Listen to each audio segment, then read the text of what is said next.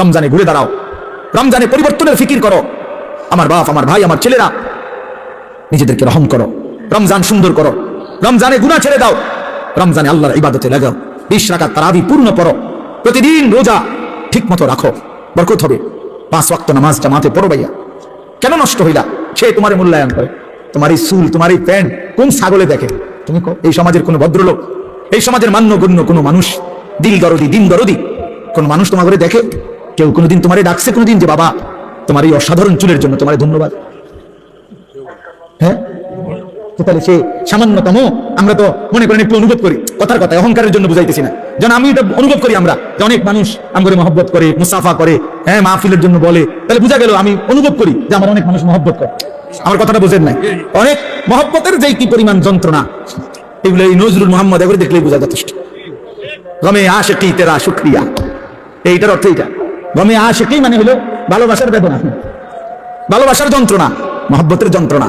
আল্লাহ তেরা শুকরিয়া মানে বুঝায় যে তোমার রাস্তায় যতবার যত দুঃখ পেয়েছি, তোমারে ভালোবাসতে গিয়ে সবকিছুর জন্য তোমার শুকর যে আল্লাহ তোমার রাস্তায় দুঃখ বেদনা জামিলা মিলছে। তো এই জন্য ভাইয়া তোমার তো এটা অনুভব করা উচিত, তোমার তো এটা ভাবা উচিত যে আমি যে প্রতিনিয়ত চুল পাল্টাইলাম, ডিজাইন পাল্টাইলাম, ফ্যাশন পাল্টাইছি, তো মানুষ আমার কি তা করে? আমি তো অনেক সময় বলি যে তোমাদের সমবয়সী ছেলেরা যখন তোমার বলে দোস্ত তোরে সেরকম লাগে, তো তুই জিগাও না কি রকম? আমিও তো মানছি তোরে সেরকম লাগে, কিন্তু সেটা কেডা? মানুষ সে কে? যার মতো তোমারে লাগে নিশ্চিত খবর নিবে দেখবা কুত্তাখোরের মতো লাগে, গাঁজাখোরের মতো লাগে, নেশাখোরের মতো লাগে, জুয়ারির মতো লাগে, হ্যাঁ লম্পট চরিত্রহীনের মতো লাগে বেটা, ইমানদারের মতো লাগে না, জুনায়েদ বাগদাদির মতো লাগে না, বাইজিদ বোস্তামির মতো লাগে না, কোন আল্লাহওয়ালার মতো লাগে না বেটা, কোন হারামখোরের মতো মনে হয়, কোন বাবাখোর ডাইলখোর ছাড়া, নেশাখোর ইয়াবাখোর ছাড়া অন্যদের মতো লাগে না বেটা। নামাজি এমন হয় না, চরিত্রবান এমন হয় না, ভালো মানুষ এমন হয় না। এজন্য ঘুরে দাঁড়াও। শাহরু রমাদান আল্লাযী উনজিলা ফীহিল কুরআন হুদাল লিন-নাসি ওয়া বাইয়িনাতিন মিনাল হুদা ওয়াল ফুরকান। আল্লাহ বলেছে বান্দা এই আজিমুশ শান কোরআন আমি দিয়েছি, এই কোরআন গোটা বিশ্ব মানবতার হেদায়েত, এবং হেদায়েতের কথাগুলো বাইয়িনাতিন মিনাল হুদা, একটা শব্দ, একটা ব্যাখ্যা, একটা বিষয়ের মধ্যে কোনো অস্পষ্টতা, অগোছালো, অবুঝ কিছু নাই, সব স্পষ্ট। তুমি শুধু শোনো, 100 তুমি বুঝবা, তোমার আলো দেখাবে। ওয়াল ফুরকান, এবং কোরআনই একমাত্র হচ্ছে সত্য মিথ্যা, ন্যায় অন্যায়, হালাল হারাম, জায়েজ না জায়েজ, ভালো মন্দের মধ্যে পার্থক্য করে। তুমি ভালো মন্দ চিনবা না যদি কোরআন না চিনো, তুমি সত্য মিথ্যা বুঝবা না যদি কোরআন না চিনো, হালাল হারাম, জায়েজ না জায়েজ, উচিত অনুচিত, ন্যায় অন্যায় বুঝবা না। বাংলা বই দিয়ে হবে না, অঙ্ক ইংরেজি পদার্থ জীববিজ্ঞান বই দিয়ে হবে না, কোরআন লাগবে। কোরআন চ্যালেঞ্জ করলাম নাই তো আমি, বাংলা অঙ্ক ইংরেজি পদার্থ এটা আমি পড়ছি, আমি আমার লোক কইয়েন কথা, হ্যাঁ আপনি কোনটা দিয়ে বুঝাই দেন? আর সত্য মিথ্যার পার্থক্যকারী বই কোরআন, কোরআন বাংলা না, অঙ্ক নয়। এগুলো নির্ধারিত কোনো বিষয়, দুনিয়াবি উপার্জনের জন্য কোনো বিষয় শিখায়। পদার্থ পদার্থই বুঝায়, জীববিজ্ঞান জীবের বিষয়ে বুঝায়, রসায়ন বিজ্ঞান রসায়নের বিষয়ে বুঝায়, ডাক্তারি ডাক্তারি বিষয়ে বুঝায়, ইঞ্জিনিয়ারিং ইঞ্জিনিয়ারিং বুঝায়, কিন্তু সত্য মিথ্যা, ন্যায় অন্যায়, আলো অন্ধকার, হালাল হারাম, উচিত অনুচিত, ভালো মন্দ বুঝায় শুধুই আল্লাহর কোরআন। কোরআন বিহীন তুমি আলো পাইবা কেমনে? কোরআন বিহীন তুমি সত্যের সন্ধান পাবা কেমনে?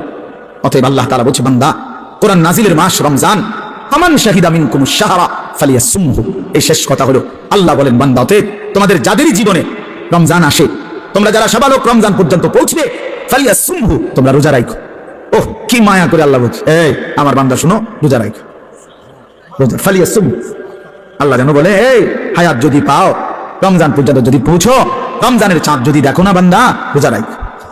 তাই যদি বলি মাওলা রোজা রাখলে কি দিবেন পুরস্কার? আল্লাহ বলেন আমি না 1 মাসেই তোমার মুত্তাকি বানাই দেব, লাআল্লাকুম তাত্তাকুন, 1 মাসে মুত্তাকি। যদি বলি মাওলা মুত্তাকি হলে কি হবে? আল্লাহ বলেন জান্নাত তো বানাইছি আমি মুত্তাকির জন্য, উইদ্দাত লিল মুত্তাকিন, জান্নাত বানানোই হয়েছে মুত্তাকিদের জন্য। ইন্নাল মুত্তাকিনা ফি জান্নাতিন ওয়া উয়ুন, ইন্নাল মুত্তাকিনা ফি যিলালিন ওয়া উয়ুন। আল্লাহ বলেন আমার মুত্তাকি বান্দারা জান্নাতেই বসবাস করবে। খালাস। অতএব বন্ধু, বাপ, নওজোয়ান, শুধু ওয়াজের জন্য যেন ওয়াজ না হয়। শুধুই বললাম আমারে এই মাহফিল ওয়ালারা হেরা নাকি দাওয়াত দিতে বহুত পেরেশানি করতে হইছে, কেমনে কেমনে জোড়া তালি দিয়া, হ্যাঁ সেলিম ভাই শেষ পর্যন্ত রাজি করাইছে। আলহামদুলিল্লাহ, সকলেরই ভালোবাসা আল্লাহ আনাইছে, ঠিক না? আমরা আল্লাহ আমাদের সবাইকে ভালো করেন, আমাদের জীবন সুন্দর করেন, আমাদের আখিরাত সুন্দর করেন। কিশোর নওজোয়ান বন্ধু, আমি তো ধমক দিলাম, একদিন আফসোস করবা যে তোমার যদি আরো কেউ ধমক দিত। বলো নাই ভাইয়া, বোঝো নাই, আজ তো আমি ধমক দিছি, মনে করো আমি তোমার ফিরাইতে চেষ্টা করছি, কিন্তু যে তোমার ধমক দেয় না, ছেড়ে দিছে, সে তো তোমার অন্ধকারে ছেড়ে দিছে, ছেড়ে দিছে তো তোমার নাফরমান। আমি তো ফিরাইতে চাচ্ছি, আমি তো ধমক দিয়ে আগাইতে চাইতেছি। যে দরদি হয় সে তো তার ছোট ভাইকে থাপ্পড় দেয়, আঘাত করে, মারে ফিটটা হইলেও তারে গুনার রাস্তা থেকে ফিরায়। যে দরদি হয় না সে রাগ করলে বলে যা তার কপাল পিখাক, যেটা মনে করে করুন। এটাই কি উত্তম? আল্লাহ আমাদেরকে বুঝ দান করেন। একটি কথা পূর্ণ বুঝবার জন্য ধারাবাহিক মনোযোগ জরুরি। কোরআন কারীমের মধ্যে আছে, আল্লাহ তাআলা বলেন ওয়াদাক্কির ফাইন্না যিকরা তানফাউল মুমিনিন। আল্লাহ তাআলা বলেন আপনি বারবার উপদেশ দিতে থাকেন। যাক্কির শব্দের অর্থ হলো বারবার, অর্থাৎ আপনি আপনার এই কথাগুলো বারবার বলতে থাকেন। ফাইন্না যিকরা তানফাউল মুমিনিন, নিশ্চয়ই প্রত্যেকবার উল্লেখ করলেই, যতবারই বলবেন ততবারই ইমানদারদের উপকার হবে। এই একবার, দুইবার, 10 বার, 50 বার শুনতে শুনতে, বলতে বলতে একসময় বিবেক জাগবে, অনুভূতি আসবে, ফিকির আসবে যে আরে আমারে বারবার বলতেছে, আমার প্রতি বারবার নারাজ হইতেছে, আমার তো আসলে বদলানো দরকার। তো একটা সময় তখন পরিবর্তন নসিব হয়। এই জন্য এটা খুব জরুরি, এই বারংবার প্রেসার দেওয়া, বারবার বলতে থাকা, বারবার বলতে থাকা। আম্বিয়ায়ে কেরাম, নবীগণ মানুষদেরকে বারবার আল্লাহর দিকে ডাকতেন। 950 বছর একটানা হযরত নূহ আলাইহিস সালাম একই এলাকার মানুষকে একই অঞ্চলেই আল্লাহর দ্বীনের দাওয়াত দিয়েছে, এক জায়গাতে। আজকে চিটাগাং, কালকে সিলেট, পরশু খুলনা, এমন না, একই অঞ্চলের মানুষকে। মনে করেন একটা নির্ধারিত সীমারেখার ভেতরেই এই মানুষগুলোকেই তিনি 950 বছর বলে গেছেন, হতাশ হন নাই, বলেই গেছে। আমাদের নবী সাল্লাল্লাহু আলাইহি ওয়াসাল্লাম যখন তায়েফের ময়দানে প্রথমবার কালেমার দাওয়াত দিয়েছেন, তখন সবাই প্রত্যাখ্যান করছে, কেউ গ্রহণ করে নাই নবীজির কালেমা, কেউই ঈমান আনে নাই, বরং সবাই নিজেদের বাচ্চা ছেলে পেলেদেরকে লেলায়ে দিছে, পাথর মেরে আল্লাহ নবী সাল্লাল্লাহু আলাইহি সাল্লামকে তাড়ায় দিছে।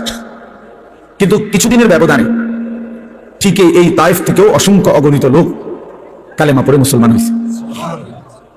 এবং খন্দকের যুদ্ধের সময় এই তায়েফের একজন সাহাবীর বুদ্ধিমত্তায় খন্দকের বিজয়ের অনেক বড় সহযোগিতা, সাপোর্ট হয়েছে। তাইলে নবী সাল্লাল্লাহু আলাইহি সাল্লাম সেদিন জিবরাইল ফেরেশতা এসে বলছিল, ইয়া রাসূলুল্লাহ, আপনি বললে পাহাড়ের ফেরেশতাকে বলে তায়েফবাসীকে 2 পাহাড়ের মাঝখানে ফেলে ধ্বংস করে দেয়, কেন তারা আপনার গা থেকে পবিত্র শরীর মুবারক থেকে রক্ত ঝরাইল?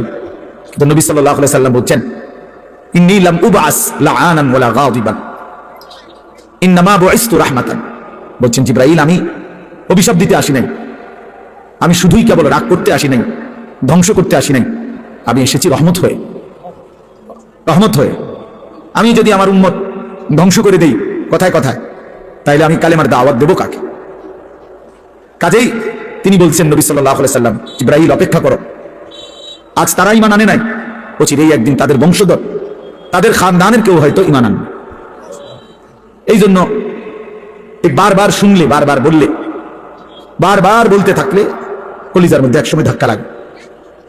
একটা শক্ত পাথরের উপরেও যদি বারবার বৃষ্টির পানি পড়ে, একই জায়গায় ফোঁটা পড়ে, তো একটা সময় এই পাথরটাও ছিদ্র হয়ে যায়, কিছুটা ছিদ্র হয়ে যায়, ডাইবা যায়।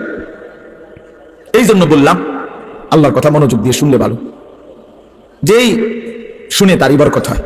শুক্রবারে জুমার নামাজের বয়ান মনোযোগ দিয়ে শুনলে ধারাবাহিক 52 সপ্তাহ, 1 বছরে, তো মানুষের জিন্দেগি পরিবর্তন হয়। এরপরে এরকম ওয়াজ মাহফিলে উলামায়ে কেরামের নসিহত তোমরা ছেলেরাও যদি আলাদা আলাদা মনোযোগ দিয়ে শুনো, একটা সময় দেখবা তোমার জিন্দেগিও সুন্দর হবে। গুনায় ভরা জিন্দেগি বাপ সুন্দর না। কোনো পাপী, কোনো নাফরমানকে কেউই ভালোবাসে না, সম্মান করে না, এবং প্রত্যেক অপরাধী নিজের কাছেও লজ্জিতই থাকে। কোনো নষ্ট চরিত্রের লোক ছেলে সে নিজের কাছেও নিজেকে অপরাধী ভাবে। নিজের একাকিত্ব হলেও মনে পড়ে যে কাজটা ঠিক না, কাজটা অন্যায়।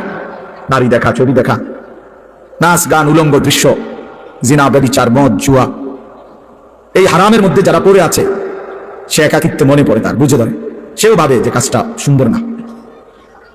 তাহলে এই জন্য কোনো পাপী, কোনো অপরাধী, কোনো নাফরমান মানুষের কাছেও সম্মান পায় না, নিজের কাছেও নিজে ইজ্জত পায় না, নিজের বিবেকেরও দংশন হইতে থাকে।